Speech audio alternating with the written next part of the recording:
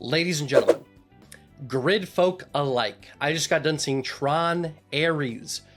It's been 15 years since the last film came out. Let me give you a down low, a bit of a disclaimer here. Now, again, it came out 15 years ago.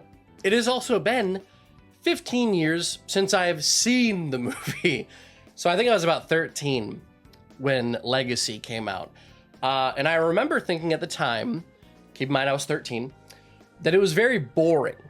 That it was just kind of like a whatever, who cares kind of thing. I remember going to Disney World years later and they had that TRON ride. And I was just kind of thinking to myself, I was like, why?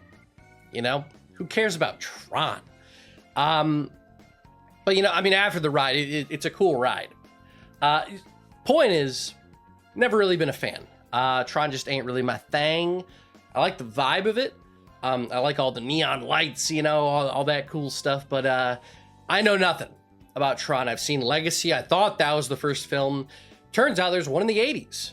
And I still, to this day, have not seen that one. So that's what I'm going into this with. However, guys, you know what? Everyone's kind of crapping on this film. I liked it. I liked TRON ARES. And we're going to go into some story points. I'm not really going to go into, you know, I'm going to go into spoilers a little bit, but not to the point where it'll like ruin the film for you. So let me give you my score, and then we'll go into story points, my positives, and my negatives. Guys, my score for this is a 6 out of 10. I was very close to a 7. Now, keep in mind, a 6 is not a bad score. A 6 is above average. This is a very above average film. Will I remember it 10 years from now? Probably not. Will I remember it, you know, when I go to Disney, or if I see TRON in general? You know, maybe. I think that it is, certain points of it are memorable. However, I think this film's biggest flaw is its script. This is a very poorly written script. It's not a bad script. I think if they took what they had here and they threw it in the oven, you know, take out a couple characters, maybe add a little bit more seasoning, I think this would be a god tier movie, honestly. I could see this being like an 8 or a 9. But there are just some things holding it back that I cannot ignore. And yeah, like I said, we're going to get into that stuff. But yeah, obviously, and everyone's slobbing on the knob of 9-inch nails. And I am too. The soundtrack is god tier. I've been, you know, throwing some of those puppies on my playlist for a while. Absolutely phenomenal. Some people were saying that the soundtrack's forgettable. I don't know what you're on, but the As Alive As You Need Me to Be, that song, god tier. It's stuck in my head. The way it makes me feel. I don't know the words, but I know the beat. But yeah, 6 out of 10. Let's get into it, guys. We're going to start off with story points. So this is set years after TRON Legacy. So the two companies, Encom and Dillinger Systems, they're competing right now to bring their, you know, the world of the grid to the real world.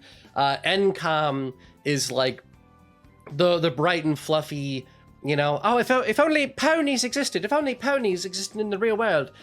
You know, like she creates like an orange tree and it's like, we can finally feed the world. You know, and then the other side is Dillinger, and he's like, we should create weapons, the weapons that shall infiltrate wars. You know, it's like polar opposites, which obviously, you know, companies like that, only the second company that I mentioned, only those companies actually exist. You know, I seriously doubt if this technology existed that it'd be like, oh, well, time to make trees. You know, no one would do that. So the whole thing is that they can put these constructs from the grid into the real world.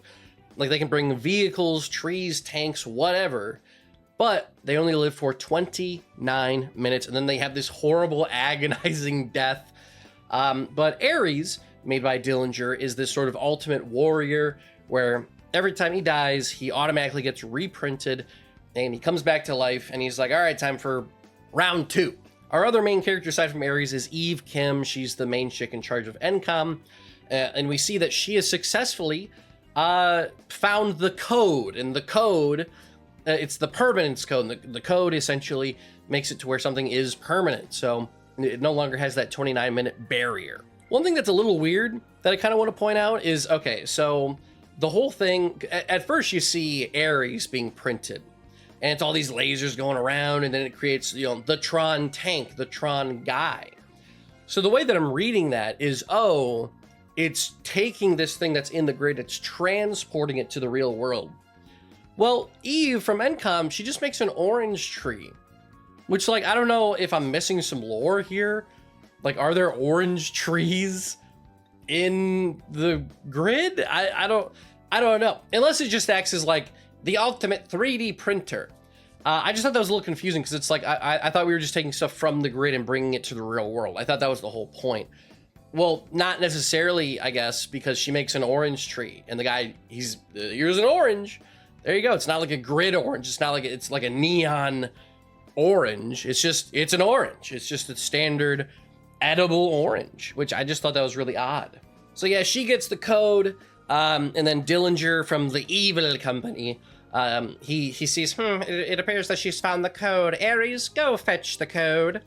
Then ARES and Athena, this other chick that gets reborn every time she dies, they are sent to go get the code. And in the middle of it, you know, they blast Eve to the digital realm. And then ARES is like, I don't think we should kill her. And then he defies his orders. And then Dillinger's like, I'll kill you. And then, yeah, and well, basically Eve and ARES make a deal where she will give him the code of permanence because he just wants to live. You know, he's getting feelings like he sees water. Water's a big thing in this one. So he sees water and he's like, oh shit, that's crazy. That's crazy. And he's like, I kind of want to be like water. So he wants to be real. He wants to be a real boy. Action unfolds in the grid, and then it goes to the real world. ARES ends up going to the 80s version of Tron, which is one of the best segments. It goes full 80s mode with like the graphics and everything, and I love that so much. We get a cameo from Jeff Bridges, otherwise known as the guy who like made Tron and all that stuff. And then we get a little, inside info. And then he has the permanence code. And then we have the big final showdown between ARES and Athena. Athena essentially dies, and she still is just kind of like, your program was failed. Stuff like that. The way I'm putting it makes it sound kind of bad, but it's not. It's not. This is a fun movie. But what I'm saying is the script is very poorly done. However, everything else surrounding it was god tier. I mean, the 9 Inch Nails soundtrack is simple perfection. The visuals, especially inside the grid, were amazing. I loved all of that. The way, oh my word, like they have this beautiful panning shot where they're standing on this balcony. And at the end, after Dillinger, because Dillinger is like, time to game over myself, and he puts himself in the grid with no way out. And then it pans out to show that this entire grid that he created is just gone. It's like an atomic bomb dropped, and it's such a good shot. The action was god tier. The way that they use like the red and blue, well, not really the blue, the red lasers, the trails, or whatever you call them. Like there's this one part where it's like this red laser ship. I don't know any of the names. And then this like American fighter jets going behind it. You see it in the trailer, and the beams go behind it, and it's like trying to stay in it. Then it goes up, and then it just like shunk, just chops right through it. Action, god tier, so good. And you know what? Gotta be honest, not a fan of Jared Leto. Guy's a creep. Guy's got like a sex cult. He's sort of a certified weirdo. And he spends half the plot stalking a woman, so that's a little odd. The man did a good job, though. I thought that his character was fun. You can kind of see the differences from when he's first brought into the world and not knowing what's happening. And you can see his evolution sort of come into play every time he discovers something new. Like the first time he's brought into the real world. I like the subtleness in his acting where he's kind of like looking around and like taking in everything and analyzing it. I like that. I really like that. I do kind of wish they showed that in Athena though. Because I was thinking like, oh, at the end, she's going to have this moment where she is like, oh shit, now I see the world for what it is. And ARES did spend more time in the real world, so maybe that's what it was. But she never has that moment where she's like, real life. Until there's this one moment where water, you know, from before, gets on her, and then she's like, oh, this shit's crazy. Which you would think that that would change her, but no, she just becomes determined to, because Eve, you know, she gets out of the grid, then Athena's like, I'm gonna hunt that bitch down. So she hunts her down again, and that's when water gets on her, and she's like, oh. But yeah, and then that leads to the final battle, and nothing really becomes of her. So I just thought that was interesting, because it doesn't really show that Ares has different coding. It just shows that he's in the real world a little bit more than Athena was. So I was just kind of wanting to see a little bit of that. Let's dive into a little bit more of the negatives. I mean, not enough time in the grid. I love the grid. I love the 80s grid. Like I said, you know, the new one that we see, all those panning shots, it's gorgeous. I just want to see a little bit more of it. Like, the whole thing is, oh yeah, NCOM has their blue grid, and, you know, Dillinger has their red grid. And they do have like a little battle, but like, I want to see more of that. You know, give me another battle. Give me something a little, just more. I need more of that. And yet, in terms of humor, some of the humor just does not work. Like, there's this, so Eve goes to this like camp out spot where they're doing studying to find the permanence code. And she has this guy with her for like comedic relief. And I kid you not, he goes up to this microwave. He's like, wow, I could make burritos in here. I could make breakfast burritos. 5 minutes later, his next line is like, wow, I've eaten so many breakfast burritos. I'm like, bro, shut up. Oh my word, that is not funny. And at first I was going to say that the main bad guy, so Dillinger himself, I was going to say that he is pretty bad, but I think that the very beginning, I think that he is not good, because he plays the overly villainous bad guy where he's like, I'll need those damn weapons. I'll right the world with my blood. You know, that kind of thing. And it's just, it's a little cheesy. It's a little cheesy. But toward the end, the way that his character shifts, because his mom gets like stabbed by Athena in front of him, like the way that his character shifts, like, because Evan Peters, he's a great actor. And I think that when he's allowed to act more and he's not relying so much on the script, I think that he shines a lot more.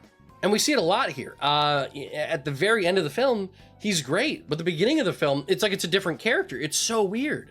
And yeah, I guess my last negative, I kind of mentioned it before, the plot just moves very quickly in the first little bit. Again, it's like the second half of the film, that final bit, written by a completely different person.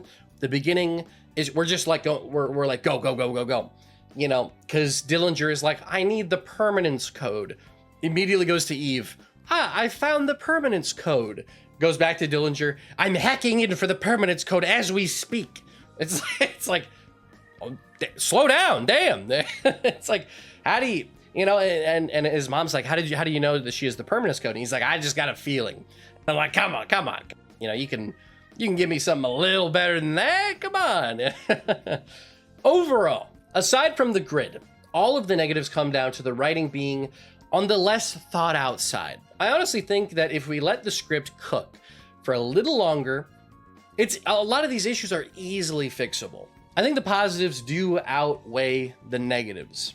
The God tier soundtrack, the amazing action, the great acting from some of the cast, I think does a really good job. So I'm going to give it, again, a super solid 6 out of 10. Guys, I'm going to say go see this. You need to see it in theaters. This is not the kind of film that you see on like your smartphone while going to work, you know. This isn't the kind of scene that you see on like an iPad. You gotta see it in theaters, or you kind of just don't see it at all, unless you got a God tier setup at home, you know, then maybe wait. But if you got like a shitty TV, just see it on a good TV. That's all I'm saying. But yeah, guys, thank you so much for watching. Check me out in the next episode for next week. I think we got the Black Phone 2. Pretty excited for that one. I love the first one. But anyway, guys, I should be seeing you then. I'm still working on my outro. See ya. Get out of here. Get out!